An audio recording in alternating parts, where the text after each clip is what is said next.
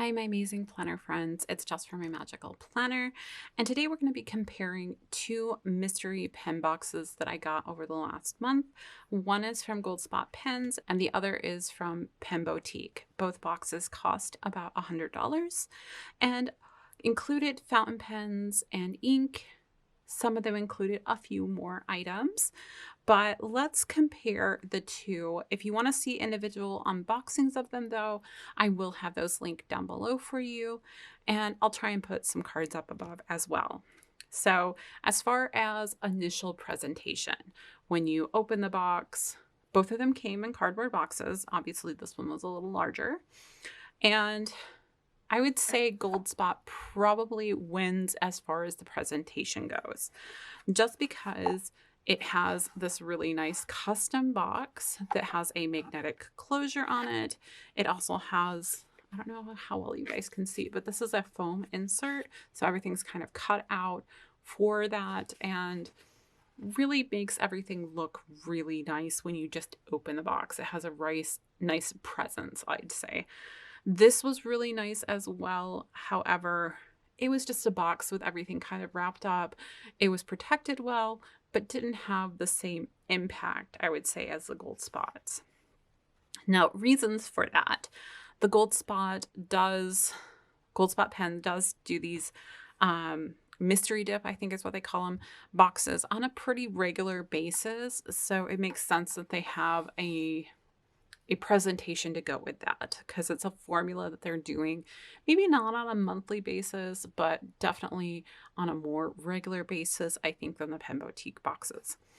That being said, there were some issues here in that both boxes were ordered the same time and went through the same conditions. And it was the Gold Spot pen box that leaked and caused problems there. I lost a bottle of ink. You can see a little bit of that ink staining up here. It stained the pen. It was a real mess inside this box. Didn't have that issue over here. I don't know if part of that is because I was dealing with full bottles of ink or because, the way that these were, the sample bottles, they shouldn't have. They were only this big.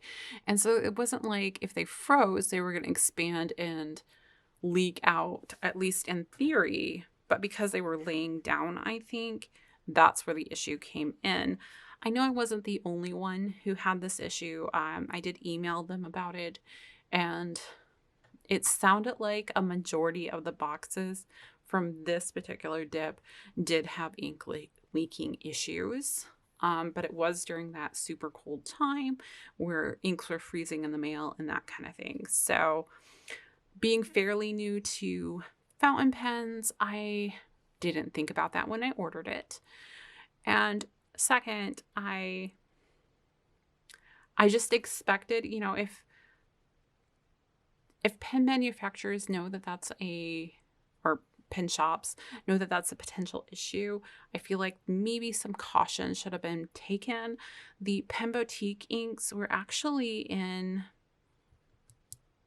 they had sealed them in a plastic, it was actually a plastic mailer, I think, so that even if they expanded and had an issue or something, it was really contained. So I think that's where the Pen Boutique really shine, or not, yes, Pen Boutique, sorry. So that's the initial, you open it and this is what I see. There is one other issue I wanted to bring up with the packaging. So I like the full bottles. They are nicely labeled, obviously, with what kind of ink they are and everything. The Gold Spot inks are they're not labeled as nicely as I am used to getting them from Goulet pens. So like this one, as an example, says Serenity Blue on it. Great. What company? I had to do, let me see if I can get it to focus for you guys. Stop. Too many things. There you go. I had to use this number here to try and figure out, well, what brand is this? Because, different brands sometimes use the same names. And I felt like that was confusing and a step that really isn't necessary. Some of them, it was like this one has an RO on it. Um, and I believe this was Robert Oster's. And there is one that says DM, which is like diatramentus. You know, you can figure some of those out, but it wasn't super clear. And I feel like they could have done that with their labeling. The labels also want to peel off. And I feel like the labels that I've gotten here, I'll show you. These are the labels that I have on my Goulet pen samples, and I much prefer these. They just work better. They stay on better. The label on the top is me because when they're in my pen sample thing, I want to be able to see what color it is. I want to get ones that I can swatch the color on, but until then, this works. Anyhow, sidetrack. But that was a little bit of an issue for me trying to figure out what colors so that when I swatched them, I knew what I was working with. All right, let's talk cost and value for a minute. So both boxes, as I said, cost approximately $100.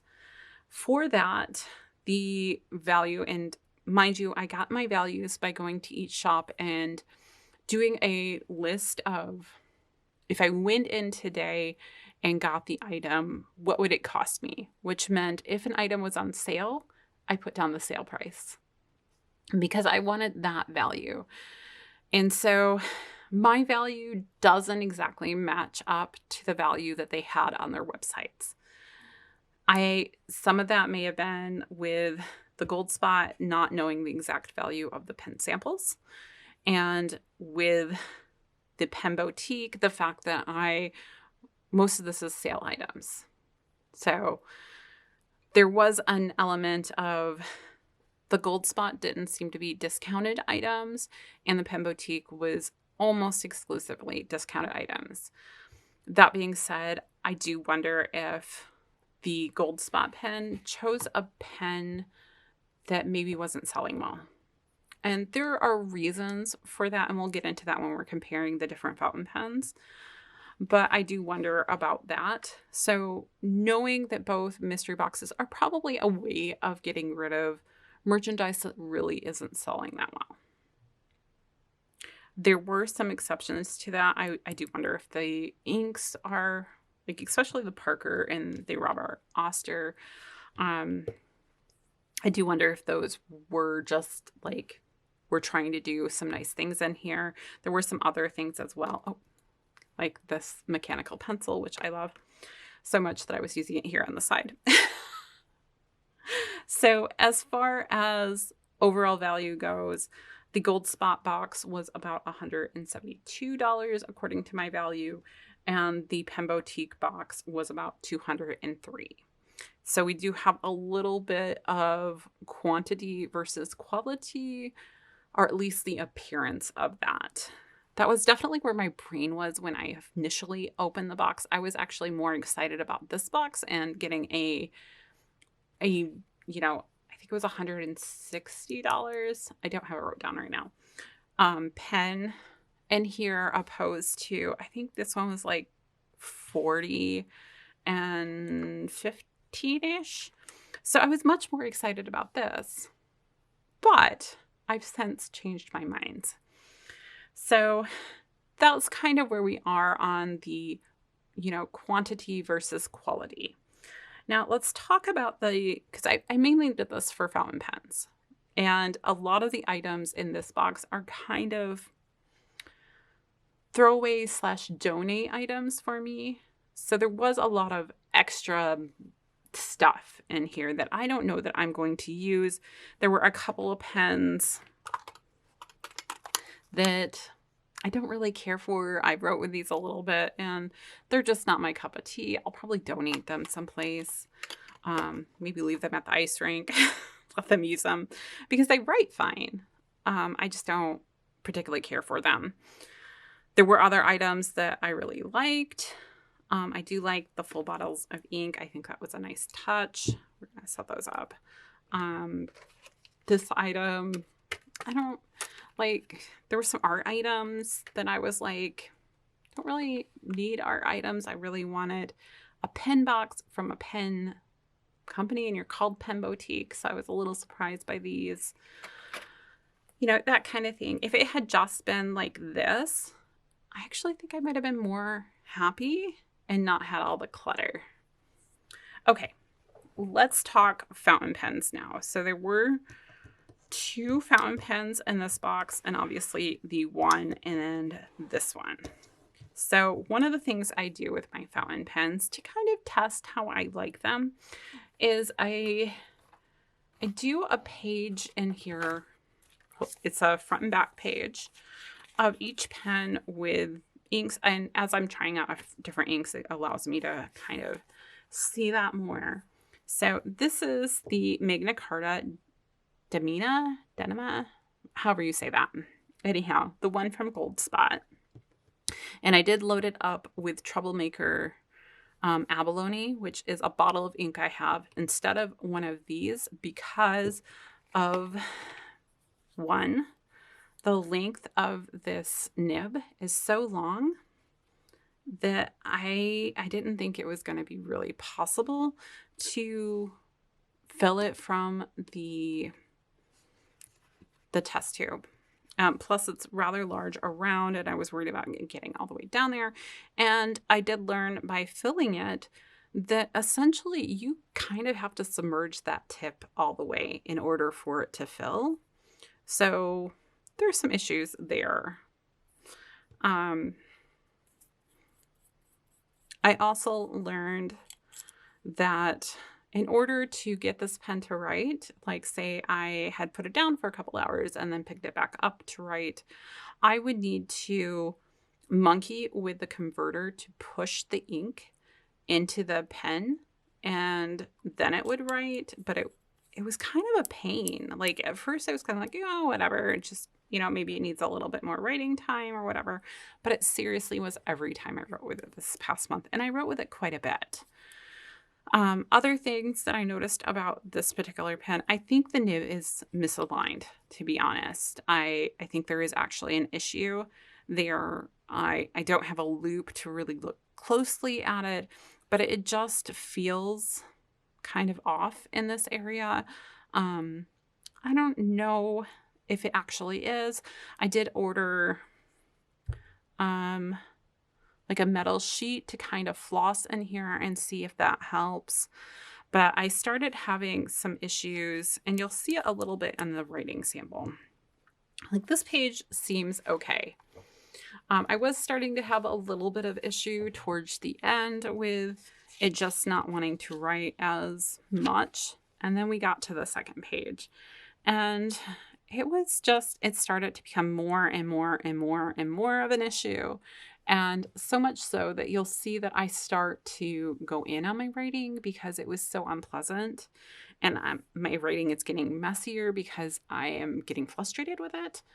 So there is that. And like I said, I think it's a misalignment with the nib issue.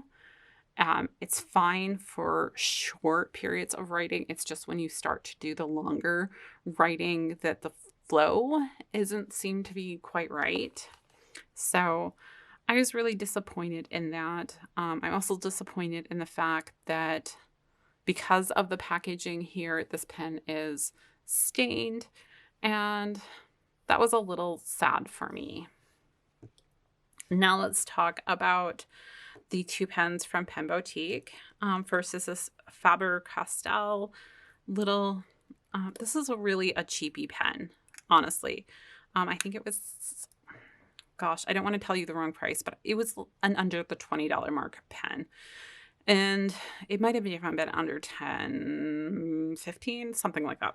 Anyhow, it's not an expensive pen, right? It's not a super cheap pen. It's not like a $5 pen either. It does have these nice grips on it. There is some niceness to the grip here, which you don't have with the Magna Carta. It is an extra fine. It is a cartridge fill pen. So you do have like these little cartridges, and it did come with a full box of these. And I like the ink color. It matches the pen, which I think is really important. I don't love the way that the cap works. It feels really stiff to pull off. And because of that, I tend to turn it just a little bit, which actually causes this to come unscrewed a little bit. So there's a little bit of an issue there, but not so much that I wouldn't use the pen. The clasp is pretty nice. I mean, it's a clasp. It's not like amazing or anything, but it's going to do its job. I don't really notice these little bumps here. I think they're meant for like grippiness or something, but my grip's down here. I mean, I guess if you hold your pen all the way back here, but most people I know are gripping it down here, so I don't know. That being said, here's the writing sample from this one. It flowed really nice. It wrote really nice. I didn't have any stops or starts. You have some variation in light and dark in there, shading. That's the word I want. And it was a nice pen to write with, honestly. The biggest complaint I have for it is it feels very plasticky.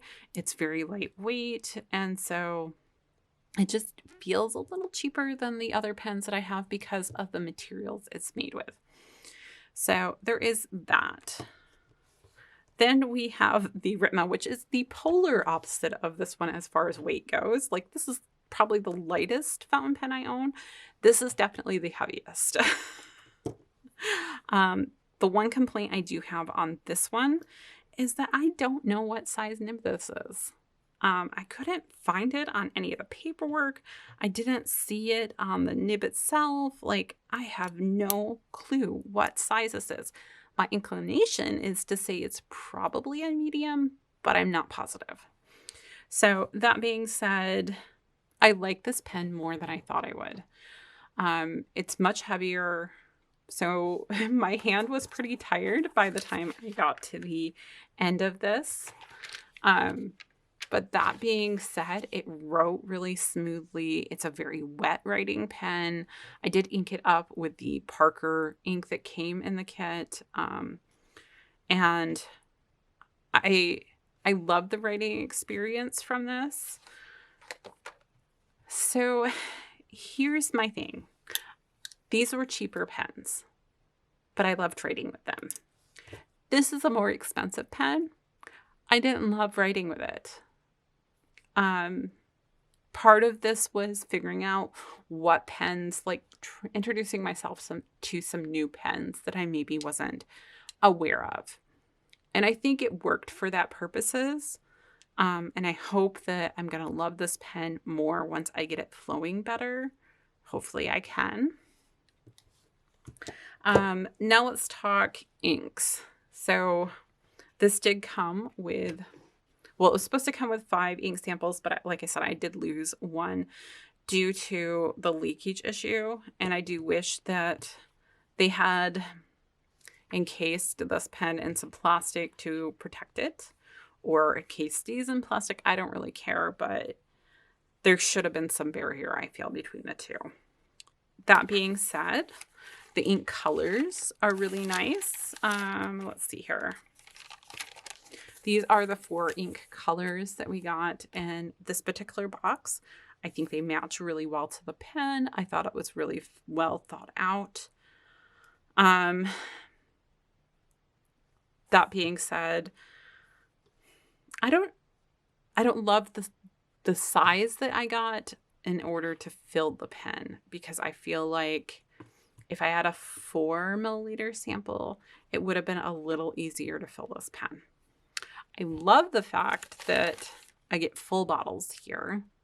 Am I going to use a full bottle? I have no idea. Maybe with the black ink, honestly, because I feel like you always need a black ink. But the browns are going to take me a while. They might be here for a while. That being said, though, I think they are wonderful inks. So, and I always love experimenting with new inks. You did get more variety here, but you got more quantity here, which seems to be the case with most of this box, right? We're talking what is presented as a higher end product, so you get less of it, and a more quantity type box over here. So let's talk kind of overall thoughts on the boxes. So the one thing I didn't mention is that with the Pen Boutique box, it's you buy it and there are no returns. It's yours. And that's the case with most mystery boxes. It's you buy it, and because you can't open the mystery box and be like, oh, I hate everything, and send it back in most cases. So this is a buy it and you cannot return it. However, the Gold Spot pens, they do allow you to return these dip boxes, which I thought was interesting. So there is that aspect of, if you want a safety net a little bit with your box, the Gold Spot might be a better way to go.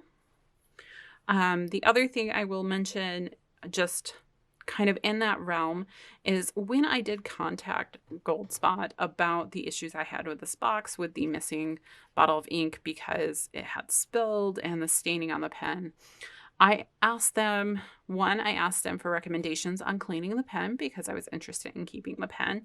And I asked them for a replacement vial of the ink sample that had, gone away.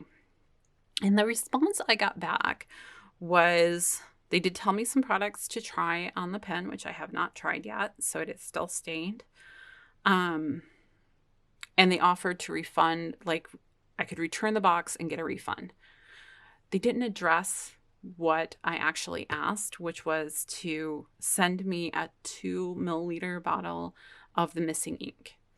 And I found that strange. I feel like that wasn't a huge ask. And so there is a little hesitation for me associated with that. There may have been some miscommunication in that. I do know from that email that this was not an uncommon occurrence for this particular box. It seemed like a lot of their boxes for this particular dip did have this issue. So I don't know if that's an issue they're going to address and then it won't be an issue in the future. But I think asking for a replacement vial wasn't huge. So I'm a little off put by that. As far as the Pen Boutique box, there's a lot of extra things in here that I probably have no interest in using. I'll use the fountain pens. I love this mechanical pencil. I like the inks. I think they're going to be useful. I'll use them. I'll use the pen sleeve that came in here, and probably the notebooks, but a lot of the other stuff is just filler for me. So, it kind of goes with the territory of a mystery box. You're not going to love everything in the mystery box. So would I get them again? I'm not sure, honestly.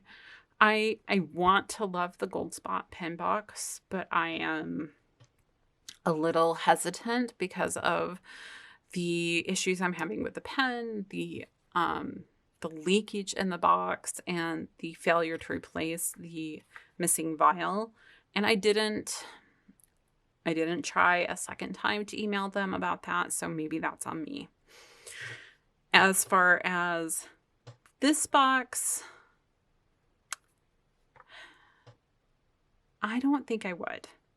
Not because I didn't like the box, but because the majority were discounted items. And I think for the items that I would use, I would have paid approximately that anyhow. And then I would have bought items that maybe I would have liked a little bit more, if that makes sense. Because I have no issue with what I have, but I think maybe I'm ready to just buy the things that I really want, and I'm not in that experimental phase as much as I thought I was. So that's kind of where I am. just kind of on the fence on whether or not I'd get either box again. Do I think they're good values? Yes. Do I think they're a fun mystery box? Yes. Um, do I like the overall experience? Yes. It's just, where do I want to spend my money? And knowing that the majority of this box was discounted items is a little sad, right? But the point in a mystery box is to get rid of things that aren't selling well. I just wish they had had a few more items that maybe were selling well. And part of that might have been the fact that I didn't get one of the special boxes. There were a couple that had really high-end pens on them. So there is that too. Okay, I think that's everything for these boxes. Let me know if you have additional questions down below, if there was an aspect I didn't cover. And maybe I'll cover, like, if I do this again, because I do like to do one by one in comparisons. I think they're interesting. Or if there's a mystery box out there that is kind of stationery oriented that you think would be fun to see on the channel, let me know about that too. But anyhow, that's all I have for today, and I hope you guys enjoyed it, that it was helpful, and until next time, I'll see you real soon.